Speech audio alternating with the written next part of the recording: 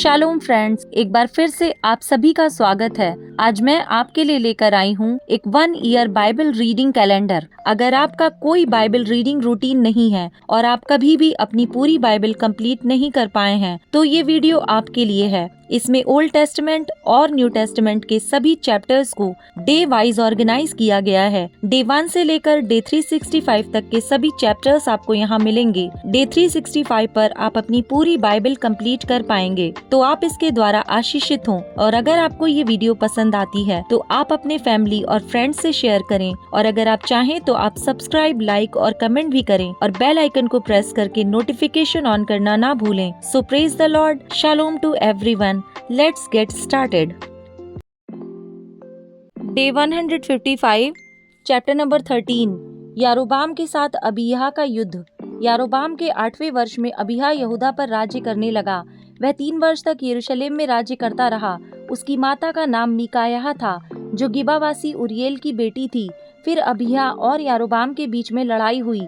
अबीहा ने तो बड़े योद्धाओं का दल अर्थात 4 लाख छटे हुए पुरुष लेकर लड़ने के लिए पाती बंधाई, और यारोबाम ने 8 लाख छटे हुए पुरुष जो बड़े शूरवीर थे लेकर उसके विरुद्ध पाती बंधाई। तब अबीहा समारैम नामक पहाड़ पर, जो एप्रैम के पहाड़ी देश में है, खड़ा होकर कहने लगा, हे यारोबाम, हे सब इजराइलियों, मेरी सुनो। क्या तुमको ना जानना चाहिए कि इजराइल के परमेश्वर यहोवा ने नमक वाली वाचा बांधकर दाऊद को और उसके वंश को इजराइल का राज्य सदा के लिए दे दिया है? तो भी नबात का पुत्र यारोबाम, जो दाऊद के पुत्र सुलेमान का कर्मचारी था, वह अपने स्वामी के विरुद्ध उठा है।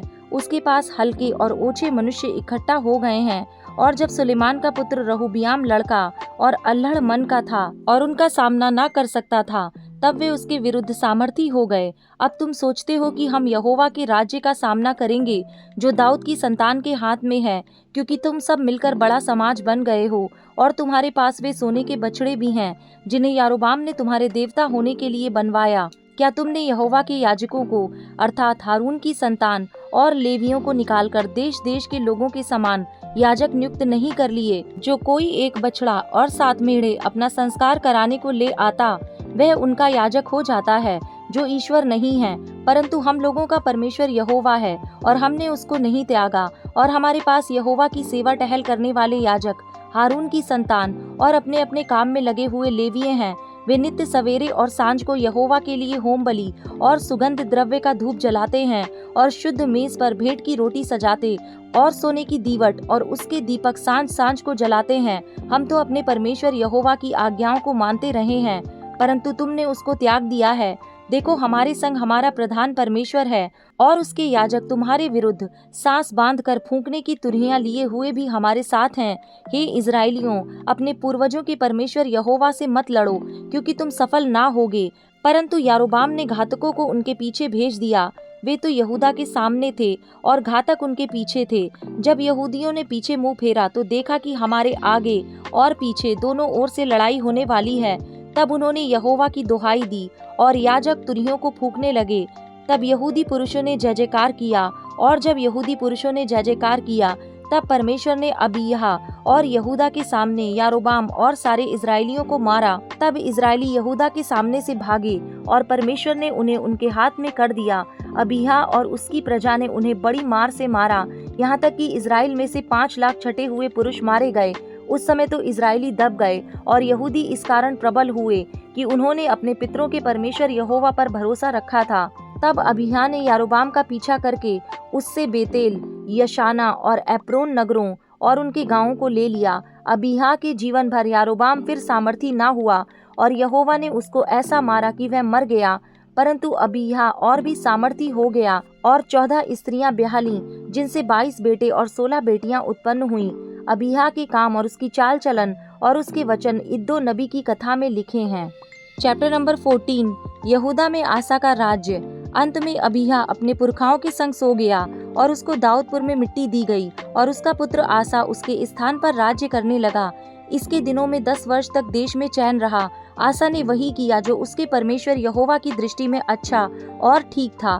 उसने पराई वेदियों को और ऊंचे स्थानों को दूर किया, और लाठों को तुड़वा डाला, और अशेरा नामक मूर्तों को तोड़ डाला, और यहूदियों को आज्ञा दी कि अपने पूर्वजों के परमेश्वर यहोवा की खोज करें और व्यवस्था और आज्ञा को माने। उसने ऊंचे स्थानों और सूर्य की प्रतिमाओं को यहूदा के सब नगरों से दूर किया और उसके सामने राज्य में चैन रहा। उसने यहूदा में गढ़ वाले नगर बसाए क्योंकि देश में चैन रहा। उन बरसों में उसे किसी से लड़ाई न करनी पड़ी क्योंकि यहोवा ने उसे विश्राम दिया था। उसने यहूदियों से कहा, आओ हम इन नगरों को बसाएं और उनके चारों ओर शहर पना, गढ़ और फाटकों के पल्ले और बेड़े बनाएं। देश अब तक हमारे सामने पड़ा है क्योंकि हमने अपने परमेश्वर यहोवा की खोज की है। हमने उसकी खोज की और उसने हमको चारों ओर से विश्राम दिया है। तब उन्होंने उन नगरों को बसाया और समृद्ध हुए। फिर आसा के पास ढाल और बर्छी रखने वालों की एक सेना थी, अर्थात यहूदा में से तो 3 लाख पुरुष और बिन्यामीन में से ढाल रखने वाले और धनुर्धारी 2,80,000।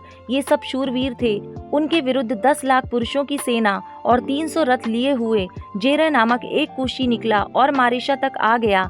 तब आसा उसका सामना करने को चला और मारिशा के निकट सापात नामक तराई में युद्ध की पाती बांधी गई। तब आसा ने अपने परमेश्वर यहोवा की यों दुहाई दी, हे यहोवा, जैसे तू सामर्थी की सहायता कर सकता है वैसे ही शक्तिहीन की भी। हे हमारे परमेश्वर यहोवा, हमारी सहायता कर, क्योंकि हमारा भरोसा तुझी पर है और तेरे नाम का भरोसा करके हम इस भीड़ के विरुद्ध आए हैं। हे यहोवा, तू हमारा परमेश्वर है, मनुष्य तुझ पर प्रबल ना होने पाएगा।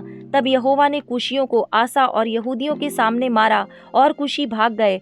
आसा और उसके संग के लोगों ने उनका पीछा गरार तक किया और इतने कुशी मारे गए कि वे फिर सिर ना उठा सके, क्योंकि वे यहोवा और उसकी सेना से हार गए और यहूदी बहुत सी लूट ले गए। उन्होंने गरार के आसपास के सब नगरों को मार लिया, क्योंकि यहोवा का भय उनके रहने वालों के मन में समा गया और उन्होंने उन नगरों को लूट लिया, क्योंकि उनमें बहुत सा धन था। फिर पशुशालाओं को जीतकर बहुत सी भेड़ बकरियां और ऊंट लूटकर यरूशलेम को लौटे। चैप्टर नंबर 15, राजा आसा के सुधार। तब परमेश्वर का आत्मा ओदेद के पुत्र अजर्याह में समा गया और वह आसा से भेंट करने निकला और उससे कहा, हे आसा और हे सारे यहूदा और बिन्यामीन, मेरी सुनो। जब तक तुम यहोवा के संग रहोगे तब तक वह तुम्हारे संग रहेगा, और यदि तुम उसकी खोज में लगे रहो तब तो वह तुमसे मिला करेगा। परंतु यदि तुम उसको त्याग दोगे तो वह भी तुमको त्याग देगा। बहुत दिन इज़राइल बिना सत्य परमेश्वर के और बिना सिखाने वाले याजक के और बिना व्यवस्था के रहा, परंतु जब जब वे संकट में पड़कर इज़राइल के परमेश्वर यहोवा की ओर फिरे और उसको ढूंढा, तब तब वह उनको मिला। उस समय ना तो जाने वाले को कुछ शांति होती थी और न आने वाले को, वरन सारे देश के सब निवासियों में बड़ा ही कोलाहल होता था।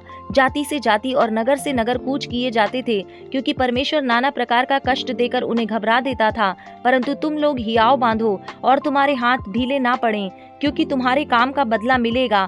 जब आसा ने ये वचन और ओदेद नबी की नबूवत सुनी, तब उसने हियाव बांधकर यहूदा और बिन्यामीन के सारे देश में से और उन नगरों में से भी जो उसने एप्रैम के पहाड़ी देश में ले लिए थे, सब घिनौनी वस्तुएं दूर की, और यहोवा की जो वेदी यहोवा के ओसारे के सामने थी उसको नए सिरे से बनाया।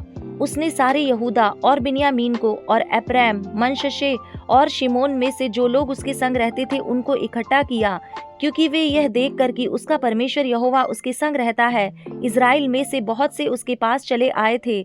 आसा के राज्य के 15वें वर्ष के 3रे महीने में वे यरूशलेम में इकट्ठा हुए। उसी समय उन्होंने उस लूट में से जो वे ले आए थे 700 बैल और 7,000 भेड़ बकरियां यहोवा को बलि करके चढ़ाई। उन्होंने वाचा बांधी कि हम अपने पूरे मन और सारे जीव से अपने पूर्वजों के परमेश्वर यहोवा की खोज करेंगे, और क्या बड़ा क्या छोटा, क्या स्त्री क्या पुरुष, जो कोई इज़राइल के परमेश्वर यहोवा की खोज ना करे वह मार डाला जाएगा। उन्होंने जय जयकार के साथ तुरहियां और नरसिंगे बजाते हुए ऊंचे शब्द से यहोवा की शपथ खाई। यह शपथ खाकर सब यहूदी आनंदित हुए, क्योंकि उन्होंने अपने सारे मन से शपथ खाई और बड़ी अभिलाषा से उसको ढूंढा, और वह उनको मिला, और यहोवा ने चारों ओर से उन्हें विश्राम दिया। आसा राजा की माता माका, जिसने आशेरा के पास रखने के लिए एक घिनौनी मूरत बनाई, उसको उसने राजमाता के पद से उतार दिया, और आसा ने उसकी मूरत काटकर पीस डाली और किद्रोन नाले में फूंक दी। ऊंचे स्थान तो इजराइलियों में से ना ढाए गए, तो भी आसा का मन जीवन भर निष्कपट रहा। उसने जो सोना चांदी और पात्र उसके पिता ने अर्पण किए थे और जो उसने आप अर्पण किए थे, उनको परमेश्वर के भवन में पहुंचा दिया। राजा आसा के राज्य के 35वें वर्ष तक फिर लड़ाई ना हुई। चैप्टर नंबर 16, इज़राइल के कारण संकट आना। आसा के राज्य के 36वें वर्ष में इज़राइल के राजा बाशा ने यहूदा पर चढ़ाई की और रामा को इसलिए दृढ़ किया कि यहूदा के राजा आसा के पास कोई आने जाने ना पाए। तब आसा ने यहोवा के भवन और राजभवन के भंडारों में से चांदी सोना निकालकर दमिश्क वासी अराम के राजा बेन-हदद के पास दूत भेजकर यह कहा, जैसे मेरे तेरे पिता के बीच वैसे ही मेरे तेरे बीच भी वाचा बंधे। देख, मैं तेरे पास चांदी सोना भेजता हूँ, इसलिए आ इज़राइल के राजा बादशाह के साथ अपनी वाचा को तोड़ दे ताकि वह मुझसे दूर हो। बेन-हदद ने राजा आसा की यह बात मानकर अपने दलों के प्रधानों से इज़राइली नगरों पर चढ़ाई करवाकर इय्योन, दान, आबेल मैम और नप्ताली के सब भंडार वाले नगरों को जीत लिया।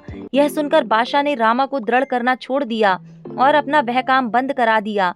तब राजा आसा ने पूरे यहूदा देश को साथ लिया और रामा के पत्थरों और लकड़ी को जिनसे बादशाह काम करता था उठा ले गया और उनसे उसने गेवा और मिस्पा को दृढ़ किया। भविष्यद्वक्ता हनानी।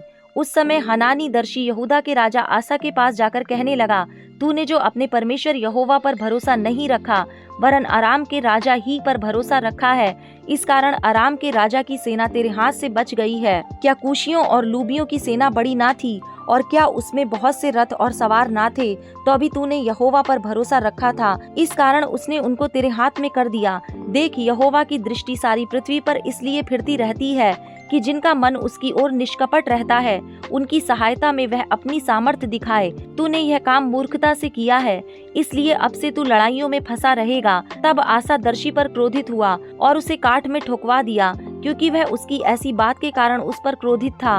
उसी समय से आसा प्रजा के कुछ लोगों पर अत्याचार भी करने लगा। आसा के राज्य का अंत।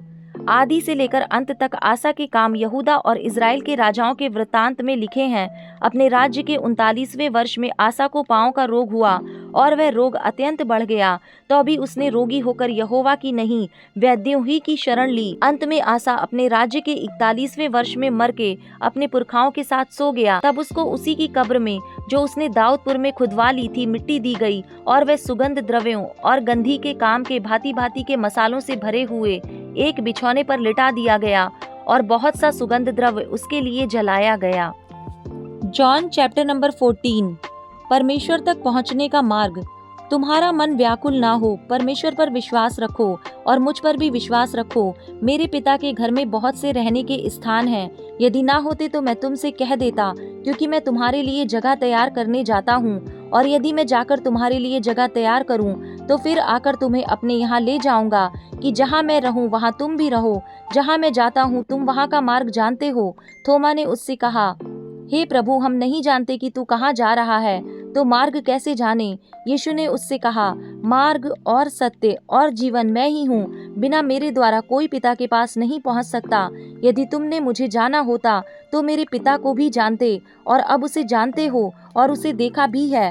फिलिप्पुस ने उससे कहा, हे प्रभु, पिता को हमें दिखा दे, यही हमारे लिए बहुत है।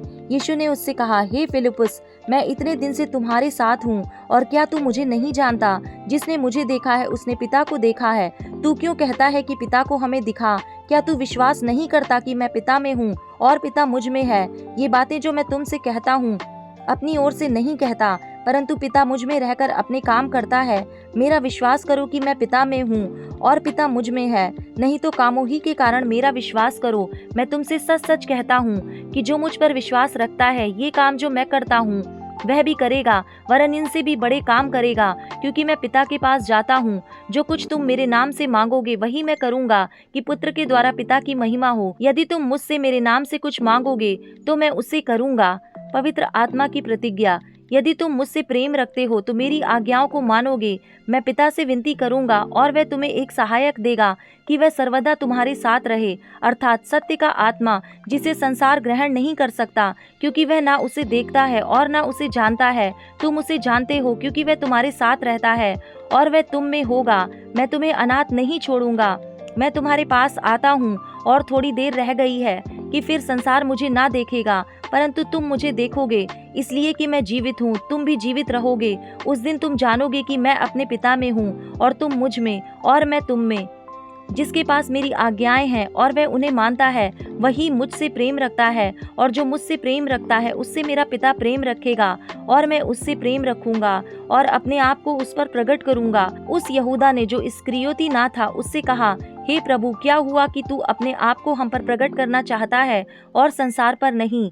यीशु ने उसको उत्तर दिया, यदि कोई मुझसे प्रेम रखेगा तो वह मेरे वचन को मानेगा और मेरा पिता उससे प्रेम रखेगा और हम उसके पास आएंगे और उसके साथ वास करेंगे। जो मुझसे प्रेम नहीं रखता वह मेरे वचन नहीं मानता, और जो वचन तुम सुनते हो वह मेरा नहीं वरन पिता का है जिसने मुझे भेजा। ये बातें मैंने तुम्हारे साथ रहते हुए तुमसे कहीं, परंतु सहायक अर्थात पवित्र आत्मा जिसे पिता मेरे नाम से भेजेगा वह तुम्हें सब बातें सिखाएगा और जो कुछ मैंने तुमसे कहा है वह सब तुम्हें स्मरण कराएगा। मैं तुम्हें शांति दिए जाता हूँ, अपनी शांति तुम्हें देता हूँ। जैसा संसार देता है मैं तुम्हें नहीं देता। तुम्हारा मन व्याकुल ना हो और न डरे।